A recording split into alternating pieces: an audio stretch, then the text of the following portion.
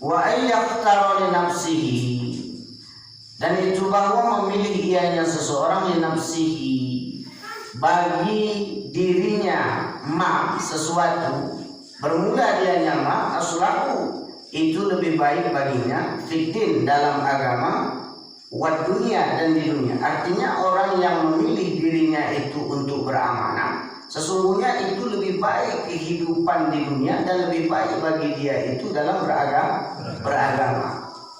Nah, jadi kalau misalnya kita menjaga amanah ini, itulah sesungguhnya yang lebih baik di dalam agama, dan lebih baik pula apabila kita sedang menjalankan hidup di dunia. Jadi amanah itu sulit sekali.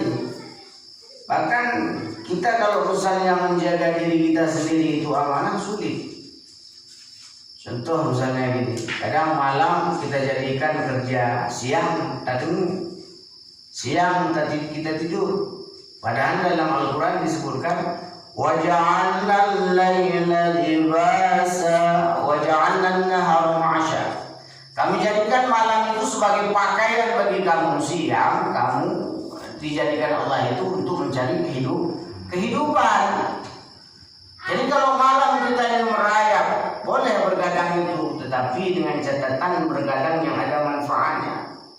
Kan kalau orang-orang mungkin tasawuf itu malam itu rata-rata begadang mereka, cuma mengingat Allah. Kita enggak begadang malam mengingat bagaimana caranya supaya bisa masuk ke rumah orang.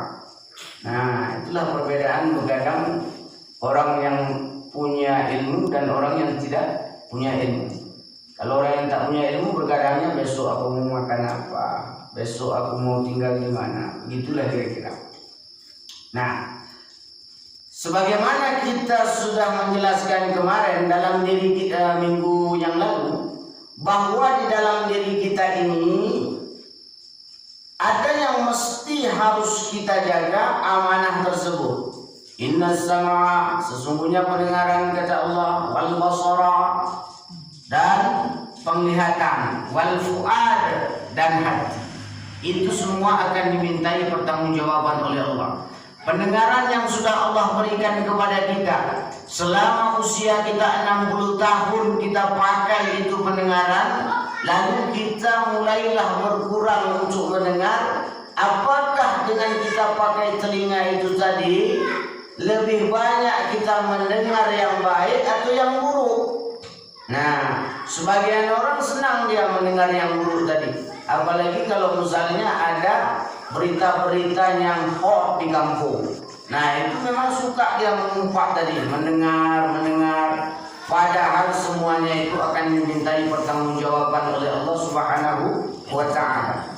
Selama umur 70 tahun kau pakai itu telinga dan diberikan pendengaran, maka lebih banyak kau dengar apa? Apakah kebaikan ataupun keburukan? Maka semua akan dimintai pertanggungjawaban oleh Allah Subhanahu wa ta'ala.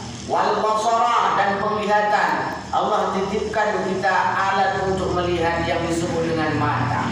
Mata yang kita pakai terkadang sampai 20 tahun, 30 tahun, ada yang sampai 70 tahun, sampai rabun. Mulai Allah pinjamkan dengan kita. Ketika kita diberikan pertamanya terang, kemudian akhirnya rabun. Sampai rabun itu apakah lebih banyak kita melihat yang baik atau lebih banyak melihat yang buruk? Itu juga akan dipertanyakan di sisi Allah Subhanahu wa ta'ala. Itu diri kita. Nah, kemudian begitu juga dengan hati tadi. Karena begini, kalaulah kita itu melakukan dosa zahiriyah itu gampang. Mencuri itu namanya nampak terang-terangan dosa zahiriyah.